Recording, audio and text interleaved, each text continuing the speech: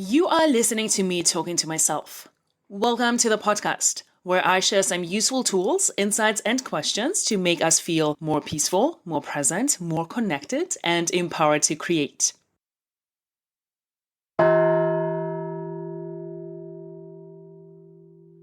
I love the topic of time because it comes up all the time.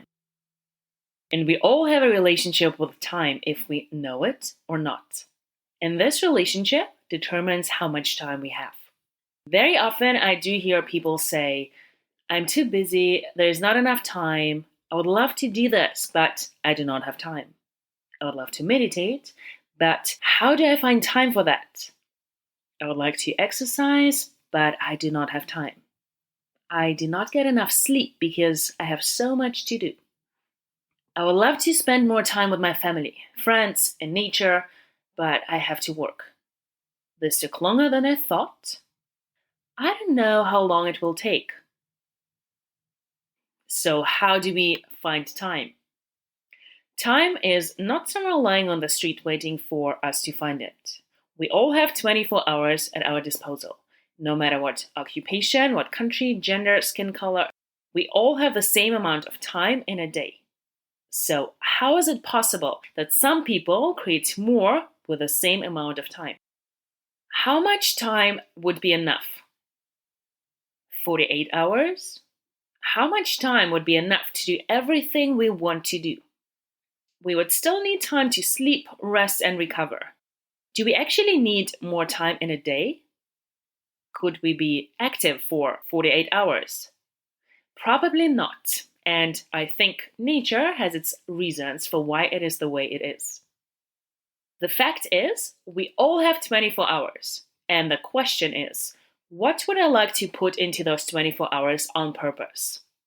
If we do not decide deliberately, life will do it for us. All the things we do in our 24 hours, we prioritize them, consciously or unconsciously. So what is time? Time is the most valuable asset we have. It's the one thing we cannot get more of. We do not need to manage time. Time will pass anyway. What we need to manage is our mind around it and our thoughts about it, so we can create more within the time that we have. The definition of time: the indefinite continued progress of existence and events in the past, present, and future, regarded as a whole. Let's explore that. Time is a circumstance. We have a thought about a circumstance. This thought leads to a particular feeling that drives an action which creates a specific result.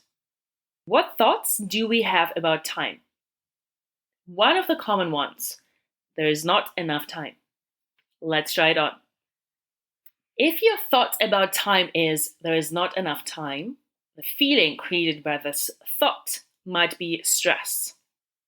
What kind of action do we take from the feeling of stress? We procrastinate, we are acting busy, we multitask. Or we do not even start the task because there is not enough time anyway. This action creates a result of actually not having enough time to complete the task. Let's have a look at the opposite. The circumstance is time. My thought: I have plenty of it. That makes me feel abundant. From this feeling of abundance, I plan strategically. I follow my plan. The result that I create: I have plenty of time to finish the task.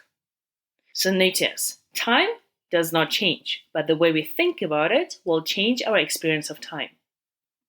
Actions create results. Those actions take time, which means that actions can take our time or they can create our time. Our actions determine our time. If we go back, this ultimately means that our thoughts determine our time. I will repeat. The circumstance is neutral. In this case, it's time. Our thought about the circumstance, whatever we think about time, creates a feeling that drives our action, which creates the result. Time is a mental construct created by humans. It is a mental construct that we have much more control over than we believe.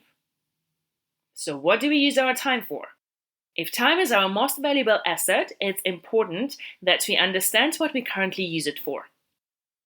Pause for a moment and think about how you used up your 24 hours yesterday. I will ask you some questions. You're welcome to pause if you need some time to reflect. You had 24 hours and you got to spend them. How did you spend them? Make a list on paper. You can also use a worksheet you will find in show notes if you wish, or in your head, including sleeping, commuting, driving, thinking, talking, eating, social media. The more detailed, the better. Now, when you consider how you spent your day, what are your thoughts about how you spent your time? If you could go back and redo this day and spend your time better, what would you do differently and why? The truth is, most of us do not live our days deliberately. We live unconsciously day after day how we used to live it the day before, without reflecting, adjusting, or changing. We live our days on autopilot, which could be useful, but also harmful and could hold us back from evolving and growing. It is important to have a daily practice of reflecting on your day. What worked, what didn't, what results have I created today? Side note, being active and being busy does not mean you are actually creating. How would I do it differently next time? How would I plan it differently next time? Imagine that tomorrow is your last day. You only have 24 hours left in your life. How would you spend your day? Examine what you would create with your most valuable 24 hours. Pause for a moment. It is interesting to see what things we actually value and how we would actually love to live our life. Is it creating something, spending more time with family and friends, being in nature, working out, connecting to someone, enjoying the last day? And what would bring me joy if so? Just becoming aware of all the things we value, consciously or unconsciously, shows us what kind of life we would actually like to create. So why do we want to have more time? We want to have more time so that we can create more of what we would like to create in life. Time is our most valuable asset. So what are my values I would like to spend time on? Having an awareness of how we have been spending our time will give us an indication of how we think about time. Most of us haven't truly considered what we think and believe about it. Most of us have not decided what we want to do with our time and what we want to think about it in a very deliberate way. The way you spend your time is determined by the way you think. And the way you think and spend your time will determine the results you get. The way you're currently spending your time is a reflection of those thoughts and beliefs. There are things we do that cost time. There are things we do that create time. This might be confusing because we think of time as a fixed thing and not a mental construct we created. This is why 1 hour feels different from another depending on what we are thinking and therefore experiencing. An hour of meditation feels very different from an hour of something you really enjoy doing. Something where you are in a flow. Time flies by and you forget about the time. The hour is exactly the same amount of time, but it feels different. Time slows down or speeds up. We are going to approach time as something we spend or something we create. Creating more time by reducing time-wasting activities that prevent evolving. One of them is indecision. Indecision is one of the most common ways we spend our time uselessly without even noticing. When we do not make a decision, we deny action. We choose to be stuck instead of making decisions and moving forward. The indecision before you have made the decision and indecision after you have made the decision, in a sense of overthinking your choices and questioning if it was the right one. The next one, worrying. Worrying pretends to be necessary, but it produces nothing of value. Worrying about the future and all the things that might never happen. Next one, buffering. Buffering in a sense of doing something to avoid feeling uncomfortable emotions, like Overeating, over drinking, over social media, over TV watching. It takes us away from the present moment and the present emotion. It chooses unconsciousness or an escape from time and costs us time. We are not creating anything of value during this time, more the opposite. We lose our time while doing it, and after that, we spend a lot of time judging our actions and what we did and what we shouldn't have done, which again takes time. It could be also something that sounds productive, like overworking, over-exercising, doing something that takes your time from actually creating something bigger. It is a way to escape emotions. Discomfort of growth, discomfort of changing up your usual routine. I might read another book or do another training before I start teaching or before I start coaching people or before I apply for a position. Consuming information is passive action. We are actually not taking any action and producing any results. Next one, regretting. Regretting is the way we use our past to cost us our present. We do not need to regret a past behavior to never do it again. We can take the insight, we can learn and move on. Overwhelm. We waste our time being overwhelmed. Overwhelm has never led to an action. It always leads to inaction. Overwhelmed by all the things we have to do. Side note, there is nothing we actually have to do. We do those things because for some reason we want to do them, to avoid some kind of consequence, whether we know it or not. Another one, people-pleasing, in a sense of doing something we actually do not want to do at our own expense, because we think it will make someone feel better or they would like us to do so. It is saying yes to get someone to change how they feel about us. It is wasted time because first, we are trying to control the uncontrollable. We cannot make someone think or feel a certain way. And second, we are basically lying to ourselves and that person. It's saying yes to others and no to yourself. Anytime we say yes to someone and no to ourselves, we are costing ourselves our own time. In the moment, but also in the future by complaining that someone or something took our time. And we were actually the ones saying yes in the first place. Complaining is a waste of time. Complaining about someone or something happening does not contribute to the solution of the problem. It just creates negative energy within you and everybody around you. So by paying attention to all the ways we waste our time and being conscious to reduce the amount of time we do them, we can literally create more time. But also, what is wasted time? You are the one deciding. You are the one deciding if the time was wasted. The project that didn't work out or the relationship that didn't work out. What if it always works out? So you either complain about wasting time on that and delete this experience from your life, or you see it as a valuable part and step of the journey and you can use it as a lesson and take insights from.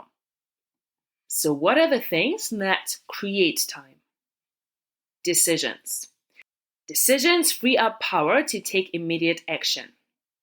Make decisions and do not overthink them. There are no right or wrong decisions anyway. You are the one making it right. So just pick one and make it right. Commit to your decision. Commit to that decision no matter how you end up feeling. If you believe that this was the right decision and you stay committed without questioning yourself, you will keep taking action. Planning and making decisions ahead of time. It saves our brain's energy and reduces decision fatigue. Decision fatigue is the reason we feel overwhelmed when we have too many choices to make. The more decisions are made throughout the day, the harder each decision becomes for us. Saving our brain's energy by making decisions ahead of time, like what am I going to wear tomorrow, what am I going to eat tomorrow, saves a lot of brain's energy in the moment. So I usually eat same or similar food every day, which is my fuel food and which I love. So I do not spend time on, what should I eat today? What should I cook today? I also limit places where I buy my clothes. I know it works for me, and I do not spend time on going shopping and exploring never-ending offers of stores and clothes. Saving the brain's energy by making decisions in the moment, planning and deciding ahead of time, what will I wear, what will I eat, planning the day or the week ahead of time as detailed as possible eliminates space for indecision. That takes up a lot of time and usually results in poor choices. Plenty of time. Make sure you include time off, time to rest and recover, time to play, time to do things that bring you joy, and time to be spontaneous. What if I am too busy to plan my day and my week? Well, then somebody or something will do it for you. Busyness is mental laziness and lack of planning. Being busy is optional. Being busy is not a status symbol. Busy is not cool. So define that word for yourself and maybe do not use it in your vocabulary. You have a choice on how to look at the items you are currently doing. The truth is, you can only do one thing at a time, at all times. Busyness is a mental construct revealing how much you are thinking about many things at the same time and about doing those things, not how much you are actually creating. It is a reflection of what is going on in your mind. All it means is that your brain is noisy. You're always only doing one thing at a time. Did you have a busy week? Do you have a busy day today? Oh, you're a busy person. No, I am not. I do not want to be and would not recommend anyone. I have plenty of time. People use busyness as excuse, and I have done it myself, for sure. Oh, I can't meet with you. I'm way too busy.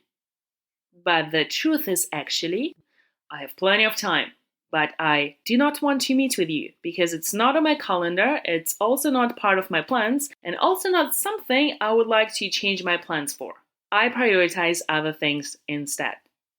It sounds slightly different, but this is the truth. You are the one creating time for something or somebody, and that's the truth. But also the opposite. If somebody created time for you, it means you are more valuable than their time. The truth behind I'm too busy or I do not have time is that we prioritize other things instead, consciously or unconsciously. And that's okay. But telling yourself the truth, being aware that this is the case, gives us a lot of our power back. Another thing that creates time is taking action. Taking action is the best way to make more time.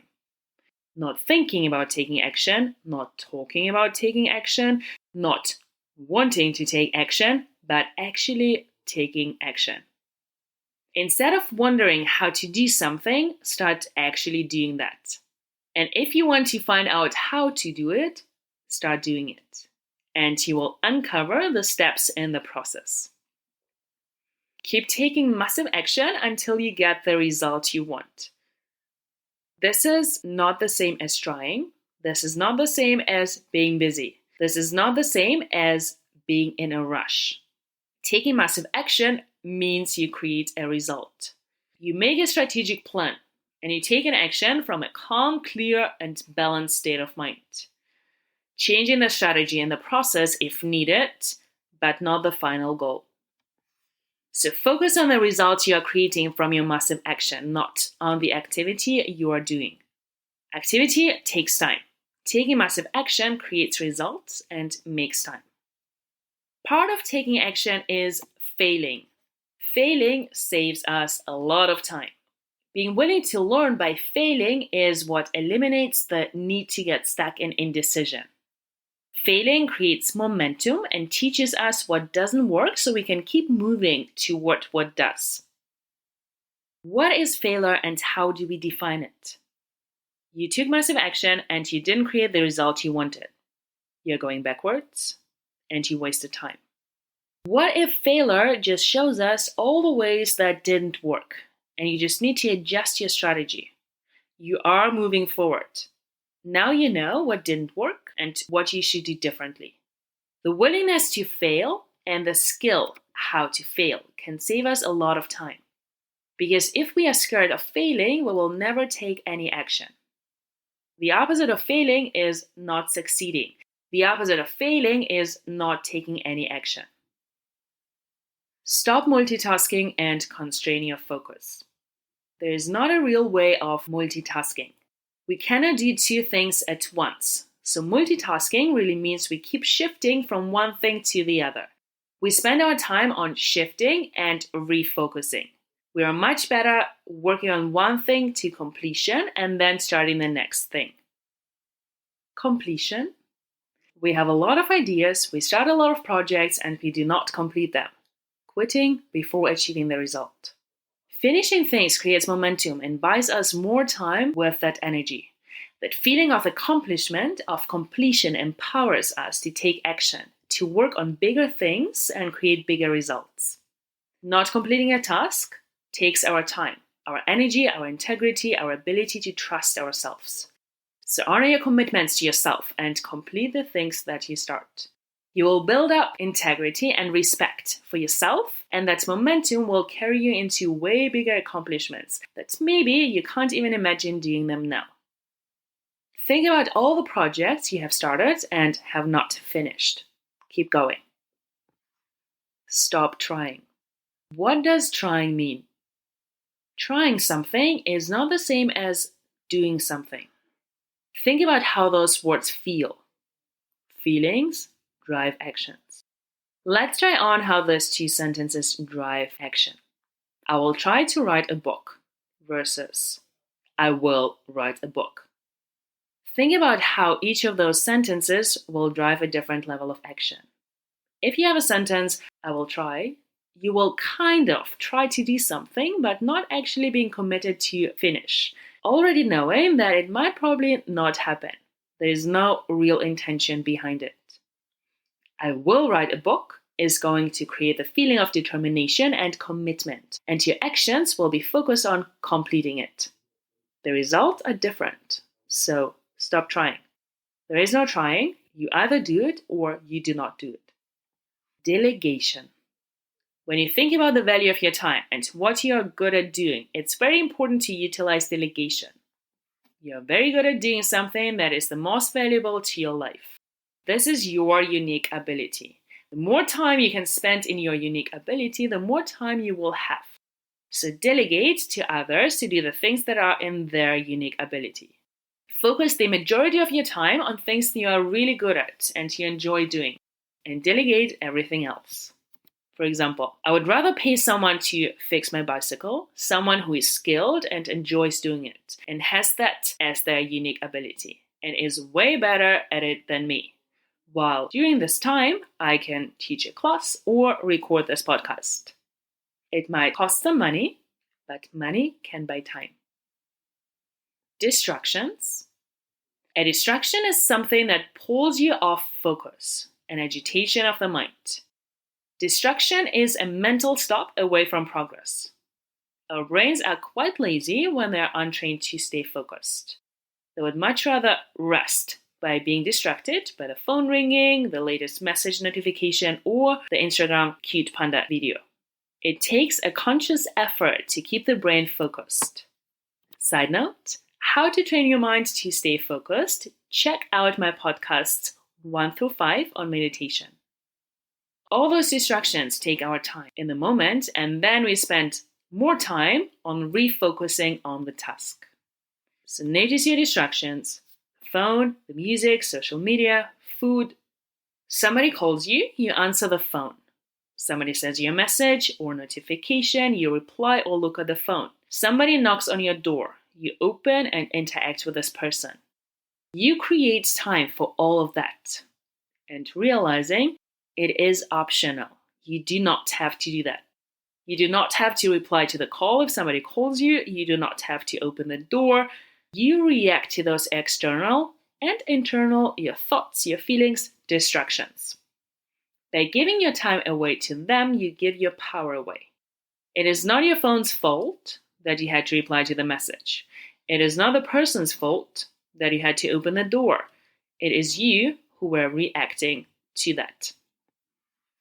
So what are the distractions that are pulling you away from progress? Notice those distractions and create strategies to eliminate them. Saying no and setting boundaries. One of the best ways to save time is to say no. Say no to something you actually do not want to do, for whatever reason. Practice saying no without explaining yourself. You do not have to offer an explanation when you say no, or to make excuses, or inventing something that sounds like a good reason people would understand. I say no sometimes because I prioritize my sleep and recovery more than doing this thing. I say no sometimes when I made plans and would like to stick to them, even if the plan is to not do anything. So I stay in integrity with myself and follow through what I said I will do. I usually ask myself before I say yes, is it something I truly want to do, or am I doing it just because somebody or society decided that this is what I should do? And then I would be resentful and would actually not enjoy any part of it. Allow people to be wrong about you. Allow people to be disappointed about you. Allow people to have their expectations. You have nothing to do with them. It's their job to manage their expectations and their mind around it. You take full responsibility for your feelings, actions, and results, and let other people do their own inner work. Be willing to say no to other people so you can say yes to yourself, to your own plans, dreams, and your own life. So what do you want to use your time for? The best way to make time is to use the time to create the life you want.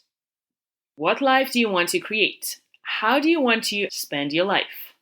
As we plan, we also need to consider what we value and our priorities. We can do anything, but we can't do everything. That's why we need to know what we value and what we want to spend our time and energy on. What do I need to give myself first? And how do I need to fill my cup first so I can show up fully in the way I want, so I can create, so I can serve and give from that full cup? For me, the first thing on the list is sleep and recovery.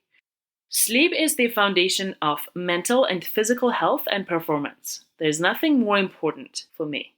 This is what I plan first. I plan time for meditation. I plan time for my training and practice. I plan when and what time I want to work, so I have the most energy to do so, and I can give from that full cup, which feels like play and not like work. I plan in things that bring me joy. I plan time for food, being present with food. I plan time where I create and work on my goals and projects. I plan time for education, trainings, books, podcasts, theaters, art, friends, family, being in nature, being with myself. I plan time to reflect on the day. So decide on purpose how much time you want to allocate for work, rest, family, friends, culture, education, etc. Being spontaneous is overrated. If we plan ahead of time, we can be much more present with every task, work, and play, and do not feel like we should be doing something else instead. The more energy you're willing to spend planning your day ahead of time, the better. Make sure you include free time and playtime, and you can also plan time to be spontaneous. Our brains usually resist planning. It is a practice. It is a practice to make decisions ahead of time. It is a practice to keep commitments to yourself and follow through, and actually do what you said you will do, even if nobody's watching. This is one of the most powerful tools we can have in life that will support us in every area. Plan, follow the plan, even if sometimes you do not feel like it. For your own integrity, to create the relationship with yourself and have your own back, no matter what. So why do we resist making decisions ahead of time? Because we do not trust ourselves that we will actually follow through in the moment. If I plan ahead of time what I will eat tomorrow, it is easier to not do that because it requires effort to actually stick to the plan. We have the feeling that being able to react, being able to be spontaneous, being able to not have plans is somehow a more free life. The opposite is actually true. The more you plan, the more free you will be. Here's why. The more you plan, the more you will be able to deliver yourself the results you want. If you make a plan and you follow that plan, you know exactly what kind of results you will create. And you will be able to create the exact life you want. You would be much more focused in the time when you work, and you would be able to enjoy your free time without guilt, without thinking you should be doing something else instead. You will feel so much more in control of your life because you know that whatever you say, you will create. Being spontaneous means actually being out of control of your own life. It is very easy to blame time. Every time we blame something outside of us, we give our power away. And that circumstance outside of us takes the control of our life. The more responsibility we take for how we use our time and what we create with our time, the more power we have. Life is either happening to you or you create it. Time is the most valuable asset we have. Thank you for your time, attention, and presence. Thank you for being curious. If you enjoyed listening, rate, review, subscribe, share, and join the conversation. Do not miss out on yourself.